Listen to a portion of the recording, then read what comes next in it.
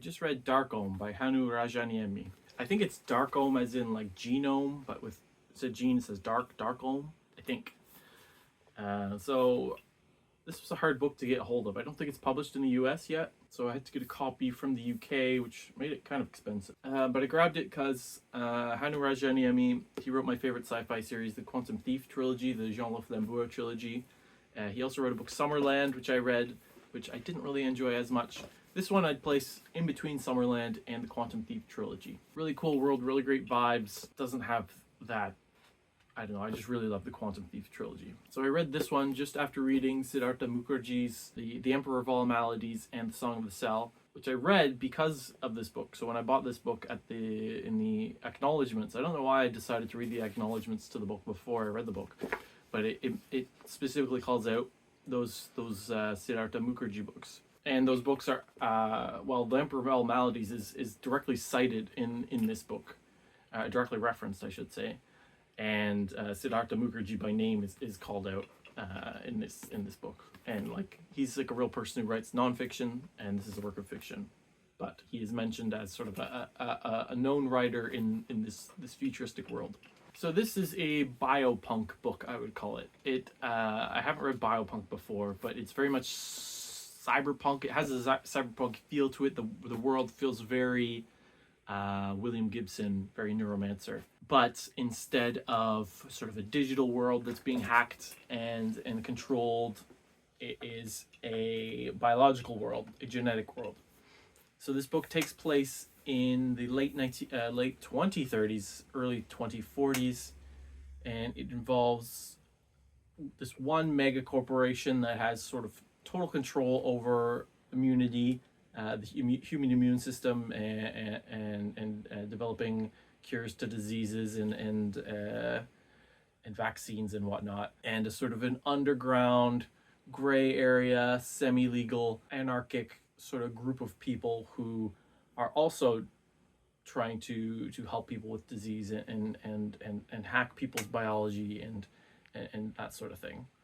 So this big mega corporation called Aspis, and we have sort of the underground movement called Darkome.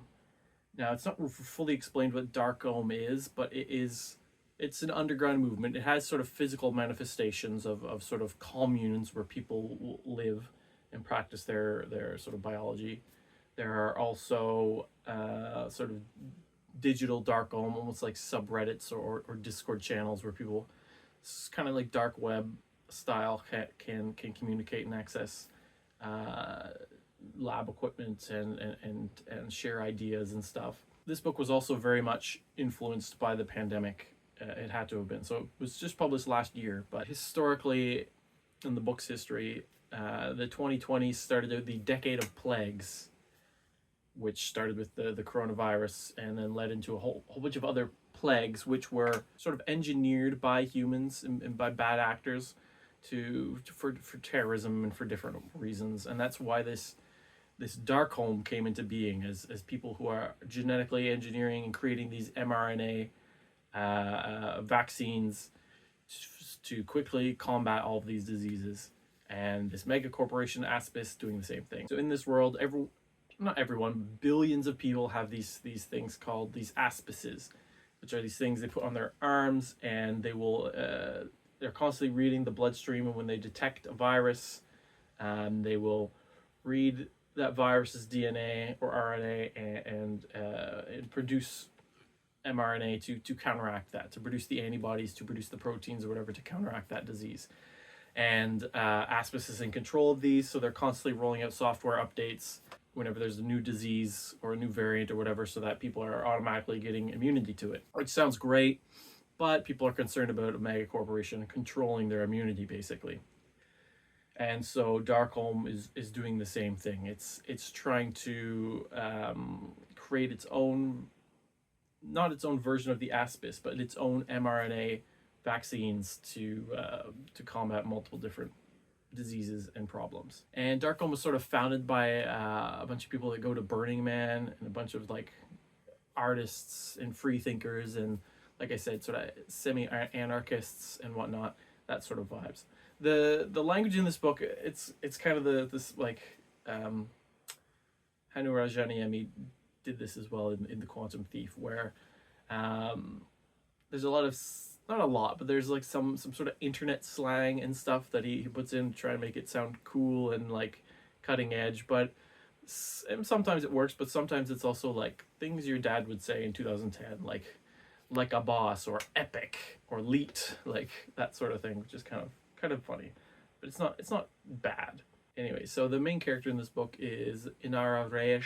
She is of her parents were Brazilian or of Brazilian descent. I think her mother was Brazilian, and her mother had this rare genetic form of cancer that they were trying to find a cure for in this place called the Harbor, which is one of those sort of commune places where Darkome exists. The Aspis, the big mega corporation, hasn't cured this one because it's such a rare disease that it's not worth it financially.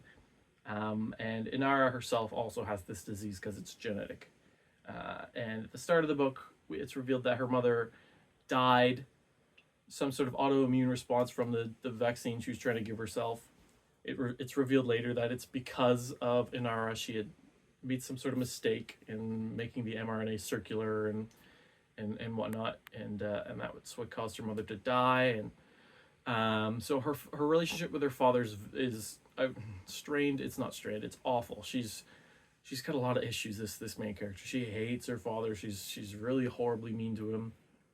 Anyways, he's sort of just trying his best. But it starts out with her father sort of blackmailing her into forcing her to leave the harbor and leave this Darkome community and get an Aspis of her own to help cure her disease. And he signed her up for this medical trial to help with her cancer. And if she doesn't go along with it, then he's going to go to the press with the mother's death, and it will bring a whole bunch of drama down on the harbor, and it could shut them down for good. So she's forced to go along with it. But she doesn't want to deal with her father, so her father goes on to he goes on universal basic income in the Midwest, or not in the Midwest, in the Mojave Desert, and starts on a reclamation project there to help reclaim the desert for nature. Anyways, I guess that's what people do in the future, is they go live on a bare income while volunteering for climate stuff. And so Inara lives in San Francisco as a sort of a dog walker for the sort of ultra wealthy elite class. The dog that she's with gets attacked and almost dies, and it might even have died. I think it did die. So she loses her job, and so things aren't going well for her. But she then discovers that she has a breast tumor lump, which shouldn't be the case, because as soon as she gets cancer, her Aspis, because she's got this mega corporation device on her, should detect that DNA, report it back to the cloud in the system, and then they should come up with an mRNA sequence to be injected into her, which will create proteins, which will then fight and destroy the cancer, sort of boost her immune system specifically against these cancer cells. But that's not happening for some reason. Also, when I say to the sort of cloud, like, it's Starlink is used a lot, like Tesla, Starlink are used a lot, which kind of have weird connotations nowadays. But like Rivian's another one. They get into a Rivian car or truck. Anyways, it turns out that her cancer has sort of evolved a way to hack the Aspis. Now this is where it gets weird. Because the Aspis is always reading DNA and then creating mRNA fragments to combat the illness, cancer is evolving, or is growing so much that little point mutations are happening all the time. So eventually, it's not sentient. It's not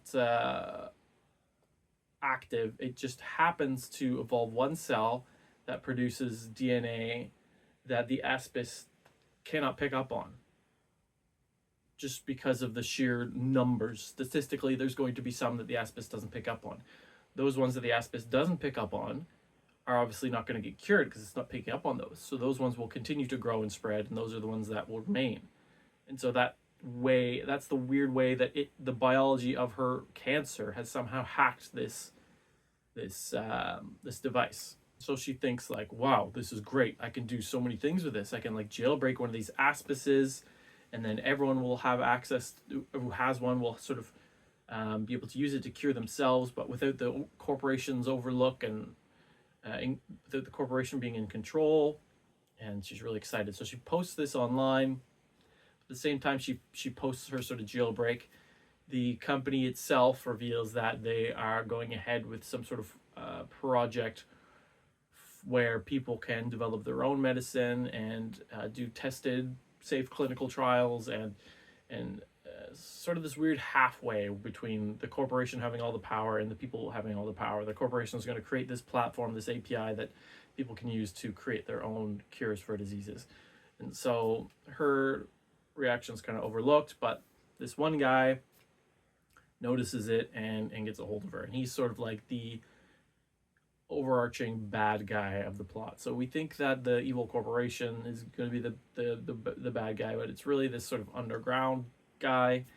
Anyway, so he gets a hold of her and he's like, work for me and I'll give you everything you need, all the resources, blah blah blah. But she like gets sort of weird vibes from him, and she's like, well, if I sell my soul to you, it's the same as selling my soul to Aspis. It's just, except you're sort of a black hat, not a white hat. So she doesn't go along with it.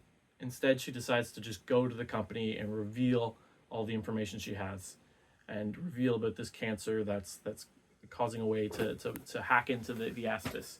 So she goes to Aspis HQ and does just that. But unbeknownst to her, she has been infected with this disease. Or I don't even know if she's actually infected with the disease, but a bioterrorist event occurs at this headquarters where people sort of go crazy and start killing each other. And it's this other guy, the bad guy, who has done it, but it makes it look like she's the vector for the disease, and she was just social engineering her way in to cause mischief. But that wasn't the case. And so she sort of gets kidnapped by the bad guys and taken back to their headquarters. But before she gets there, she manages to use the biology to sort of hack into the car that's chasing them, and stuff happens. But basically she gets into a fight, and she manages to give herself a whole bunch of like mRNA to increase her strength, her mental clarity, her night vision, kind of make herself a mini super soldier for a bit. So there's a bit of a fight, and she gets free, and she goes back to the harbor where her father's waiting for her, because she notified her father and her father's now wife, I guess, her stepmom, and they sort of follow this trail left by one of the harbor and Darkome's founders into the great unknown. And it says to be continued, which I thought was the biggest shock. I did not think this would be the start of something else. I thought it was sort of a one-off, just a sort of an exploration of biology and whatnot. But I guess this series is going to continue. So I know that was really short and confusing, but I just wanted to get sort of the main things out there. One of the really cool things is that she has this vivid dream at one point where the entirety of sort of human consciousness and civilization and thought and everything has been encoded into DNA, and all of that DNA that contains all types of life on Earth, and like I said, all of human thought, civilization, and art and culture encoded in DNA is inside of this cell. And because cells are so tiny, the cell can be accelerated very quickly, because it has very little mass, by laser out into interstellar space. And these cells have gone out to sort of seed the galaxy. I thought that's kind of a cool way for sort of interstellar travel. Just send out these sort of seeds that are just cells with encoded DNA that upon arrival will sort of multiply and grow and differentiate. That was a pretty cool sequence. But yeah, I guess this is the start of a series, potentially, maybe. I don't know. I don't know where this is going to go. But that was Darkome by Hannu Rajaniemi. Biopunk, cyberpunk, biology hacking.